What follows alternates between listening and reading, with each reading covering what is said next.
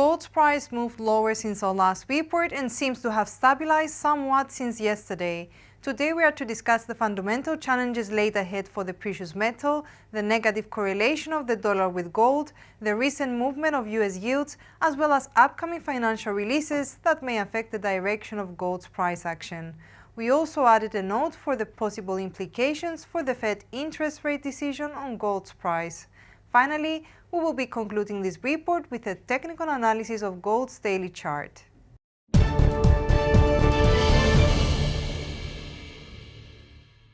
We make a start with the negative correlation of gold's price to the dollar. Overall, the sideways motion of dollar's price tended to blur its negative correlation with gold's price. Characteristically, the dollar index ended the past week after Monday's movement in the greens against its counterparts in an indication of a subtle strengthening of the greenback against its counterparts. On the other hand, gold's price ended the past week in the reds, yet failed to materially retreat on Monday despite the relative strengthening of the dollar. Nevertheless, should the dollar's direction become clearer and its movement more intense, we may see that being reflected also on gold's price in reverse in the coming days. Since our last report, we note that US yields uniformly dropped and stayed at the relatively low levels. It's characteristic that the 2-year US bond yield reached levels not seen since the beginning of February, while the 5, 7 and 10-year bond yields are nearing March levels. The drop of US yields tends to imply that gold's alternative as a safe haven, namely US bonds, may not be as attractive for investors and thus divert their attention towards the precious metal.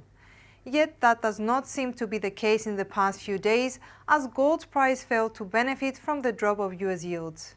We expect that should US yields continue to fall, we may see them having a positive effect on gold's price in the next few days. Maybe the main event in the week for gold traders is the release of the Fed's interest rate decision tomorrow.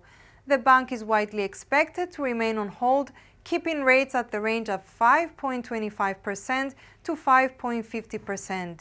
It's characteristic that Fed futures imply a probability of 96% for such a scenario to materialize.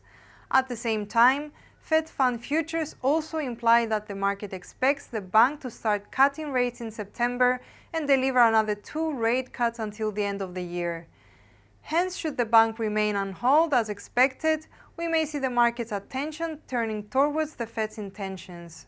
Should the bank try to prepare the markets for a possible rate cut in the September meeting, we may see the market's expectations being verified and thus provide a lift for gold's price. On the flip side, should the bank seem prepared to keep rates at the current level for longer, we may see the dollar gaining asymmetrically, as it would force the market to reposition its expectations and thus see a bearish effect on gold's price. Besides the Fed's interest rate decision on Wednesday, we also highlight the release of July's employment report with its non-farm payroll figure on Friday.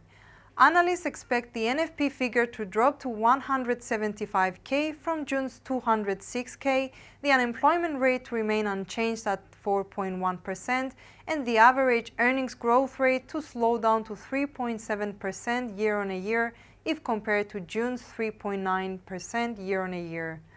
Forecasts tend to overall show a cooling of the US employment market. In such a scenario, we may see the dollar losing some ground, and if so, could expect the price of gold gaining somewhat. Yet uncertainty is high, as the actual rates and figures seldomly meet the forecasts, hence we may see increased volatility at the release. Especially should the report show that the US employment market tightens somewhat over the current month, we may see the dollar gaining with an adverse effect on gold's price. Such a scenario could force also the market to alter its expectations regarding the Fed. Since our last report, gold's price dropped, breaking the 2,390 support line, now turned to resistance.